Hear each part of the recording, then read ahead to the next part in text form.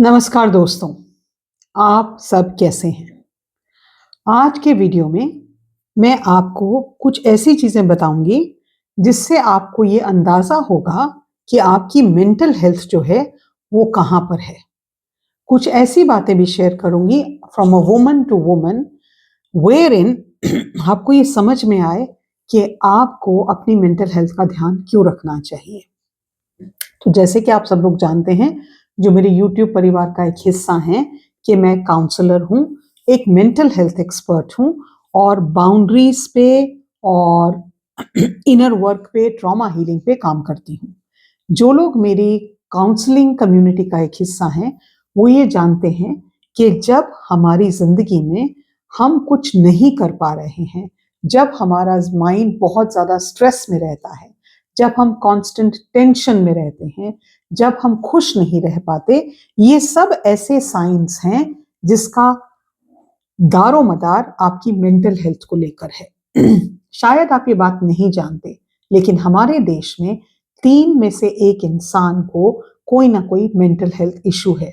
समस्या ये उठती है कि हमारे देश में कोई इसके बारे में बात ही नहीं करता, चाहे वो जेंट्स हों, चाहे वो लेडीज हों। हमारी कंट्री में मेंटल हेल्थ की इश्यूज की अवेयरनेस नहीं है।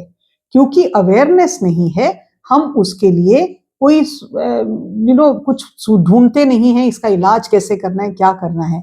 लेकिन मेंटल हेल्थ एक दीमक की तरह होती है। अगर आपकी मेंटल हेल्थ अच्छी नहीं है, वो धीरे धीरे धीरे आपको अंदर से खोखला करती जाती है और आप एक ऐसी स्थिति में पहुंच जाते हैं जहां आपको अपना ध्यान रखने में भी तकलीफ होती है। मेंटल हेल्थ के इश्यूज जहां तक आते हैं, जब हम जेंट्स की या आदमियों की बात करते हैं, तो आदमियों में क्या होता है कि वो अपनी इमोशंस को ज्यादातर तरीके से एक्सप्रेस नहीं कर पाते। उनका इमोशन को एक्सप्रेस करने का तरीका या तो गुस्सा है, या दुत्कार करना है, या फिर जोर से चिल्लाना है। क्योंकि उन्होंने अपने पिताजी को यही करते देखा है, या दादाजी को भी यही करते देखा है, नाना जी को भी यही करते देखा है। तो उनकी जो रिलेशनशिप अपनी फैमिली के मेल फिगर के साथ होती है, वो बहुत कॉम्प्लिकेटेड होती है और वो अपने मेल फिगर की हैबिट्स को अपनी, जैसे जैसे वो बड़े हो जाते हैं, चाहे वो चाहें या ना चाहें, अगर वो अपने पे काम नहीं करते, वो उनका एक मॉडल बन जाते हैं।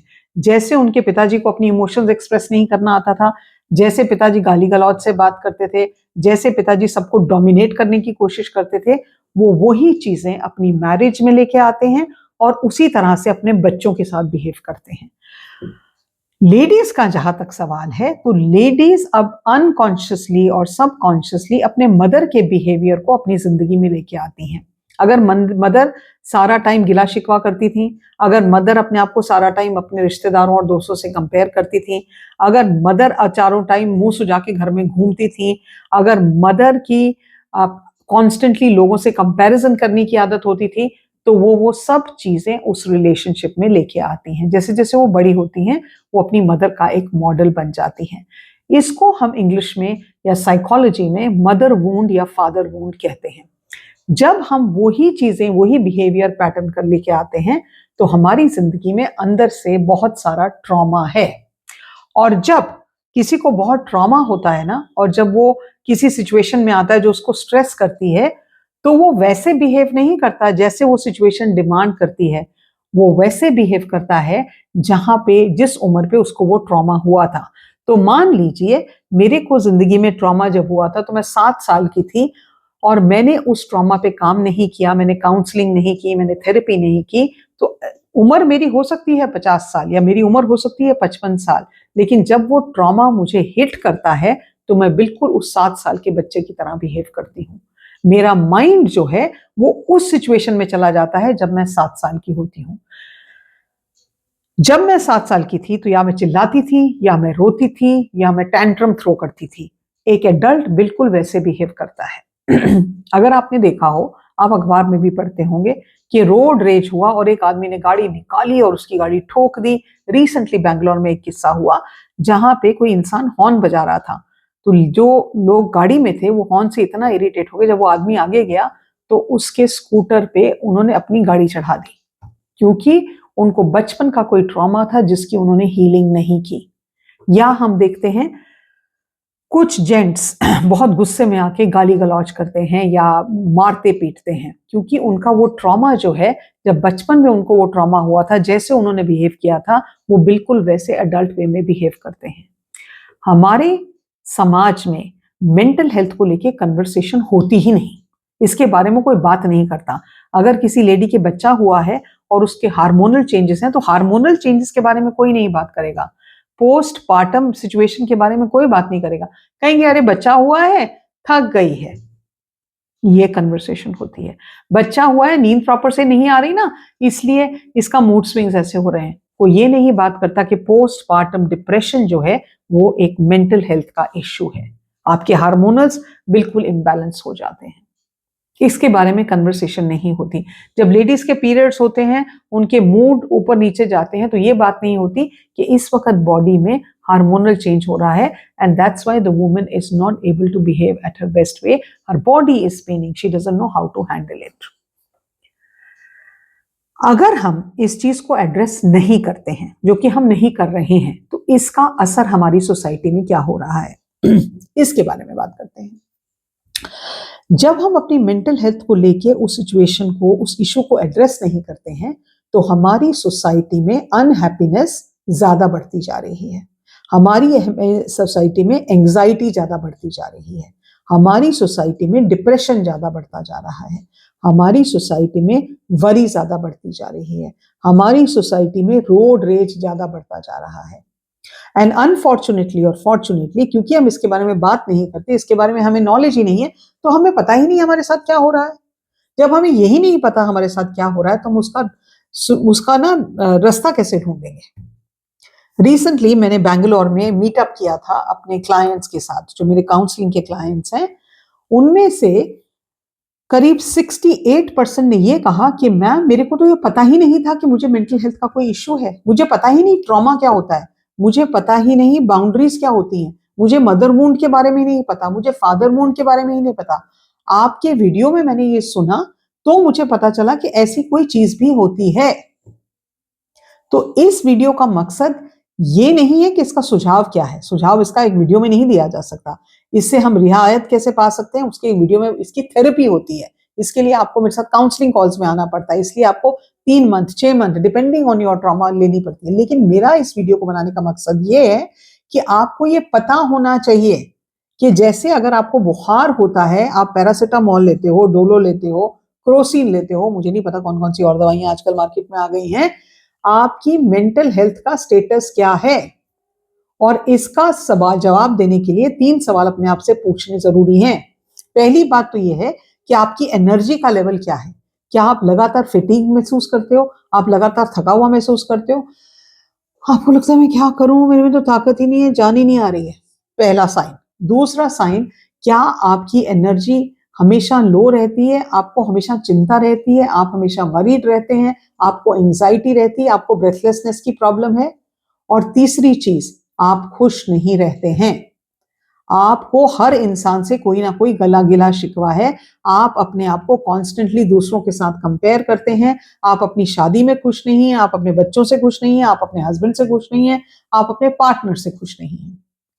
अगर ये सारे सिम्टम्स आपकी लाइफ में है या इसमें से कुछ सिम्टम्स आपकी लाइफ में है, तो आपकी मेंटल हेल्थ जो है वो कॉम्प्रोमाइज्ड है, you are not living at your optimum best. जो आपकी एबिलिटी है एक पर्टिकुलर लेवल पे जिंदगी जीने की, उस लेवल पे आप अपनी जिंदगी नहीं जी रहे हैं, और आपको जरूरत है कि आप किसी थेरेपिस्ट या काउंसलर या प्रोफेशनल कोच के पास जाएं और हेल्प सीख करें। हम 1 मिनट नहीं लगाते ना सोचने के लिए कि मुझे साड़ी चाहिए, वेस्ट साइड की सेल आती है ना, हम नाचते हुए वेस्ट साइड में जाते हैं कपड़े खरीदने के लिए, या फ्लिपकार्ट पे सेल आती है, अमेजोन पे आती है, हफ्ते में, महीने में, 10 दिन में हम 2, 3, 4, 5 हजार, 10 हजार, 15 हजार, 20 हजार रुपया खर्चते हैं कपड़े खरीदने में। लेकिन उस कपड़े खरीदने का जो पहनने वाला इंसान है, क्या वो खुश है? क्या उसको ये गलत फहमी है कहीं पे कि कपड़े खरीदने से मुझे खुशी मिल जाएगी, या वो सोने की एक रिंग खरीदने से, या डायमंड की रिंग खरीदने से, या मकान बनाने से? खुशी बाहरी जगहों में नहीं है, खुशी अंदरूनी चीज है। इसके लिए आपको अपने ऊपर काम करना पड़ेगा, अपना ट्रॉमा को हील करना पड़ेगा, अपने आप को हील करना पड़ेगा। अगर खुद कर सकते हैं बहुत अच्छी बात है, अगर नहीं कर सकते तो जैसे बुखार चढ़ने पे, कोई इन्फेक्शन होने पे डॉक्टर से दवाई लेने चाहते हैं ना, तो एक काउंसलर के पास जाइए, एक थेरेपिस्ट के पास जाइए, because you have every right to live a happy, thriving, fulfilling life. अपनी जिंदगी में अपना विलन मत बनिए, अपने आप को, अपनी जिंदगी को प्रायोरिटी दिए, अपनी खुशी को प्रायोरिटी दें और अपनी जिंदगी को सही ढर्रे पे लाने की कोशिश करें। मैं ऐसे ऐसे मेरे पास केसेस हैं जिन्हों को डिप्रेशन डायग्नोस नहीं हुआ, उनके mental health, anxiety, breathlessness diagnose नहीं हुई, चलते चलते आज की तारीख में उनको या तो हाई ब्लड प्रेशर है या डायबिटीज है या फिर उनको हार्ट प्रॉब्लम है, जो सब चीजें लाइफस्टाइल डिजीजेस के अंदर आती हैं। लाइफस्टाइल डिजीज का मतलब ये है जो चीज आप अपने रहने के तरीके से, सोचने के तरीके से जिसको हम कंट्रोल कर सकते हैं, आपने नहीं कंट्रोल किया, that is why that problem has occurred. अगर घर में दीमक लगी है ना, तो हम इंतजार नहीं करते कि दीमक पूरे घर की लकड़ी को खा जाए, हम दवाई लाते हैं, दवाई डालते हैं कि वो वहीं पे सिमट के रह जाए। अपनी इग्नोरेंस की दीमक को, अपनी जिंदगी को बर्बाद मत करने दें। अपनी जिंदगी की जिम्मेदारी उठाएं और अपने आप से कहें कि मेरा जिंदगी में इस जन्म को लेना, इसका कोई मकसद है, मुझे अपने लिए कुछ करना है, अपने लिए अब ऐसा बनना है कि मैं अपने आप को गर्व से शीशे में देख सकूं। उसके लिए मेहनत लगेगी। The process will not be simple, it will also be painful. पैसा भी लगेगा, मेहनत भी लगेगी, लेकिन जो पैसा आप कपड़ों में और ज्वेलरी में, दिखावे में बर्बाद कर रहे हैं, उस पैसे को अपने ऊपर लगाएं, अपनी हेल्थ के ऊपर लगाएं, अपनी हेल्थ पर फोकस करें। मैं उम्मीद रखती हूं कि आप में से हर इंसान इस वीडियो को बहुत गौर से सुनेगा, समझेगा। मैं ये भी उम्मीद रखती हूं कि अगर आपको लगता है कि आपको जो मैंने सिम्टम्स बताए हैं उनमें से कोई भी सिम्टम है, तो आप हेल्प के लिए रीच आउट करेंगे। मैं कई बार ये देखती हूँ मेरी काउंसलिंग कॉल्स में लेडीज रीच आउट करती हैं कि ma'am, my husband has so much trauma, मेरे हस्बैंड को गुस्से का इश्यू है, उनके इस बिहेवियर से मेरे बच्चों पे नेगेटिव इंपैक्ट हो रहा है। तो अपनी सिचुएशन को आइडेंटिफाई करेंगे, उसको आवाज देंगे, और अगर नहीं समझ में आ रहा है कि कहां से शुरुआत करनी है, तो हेल्प सीख करेंगे। अगर आप मेरे से हेल्प चाहते हैं तो मेरे को व्हाट्सएप मैसेज कर सकते हैं 8106064015 पे। काउंसलिंग का मतलब नहीं है कि हमने बैठ के गप्पे मारनी है, नो।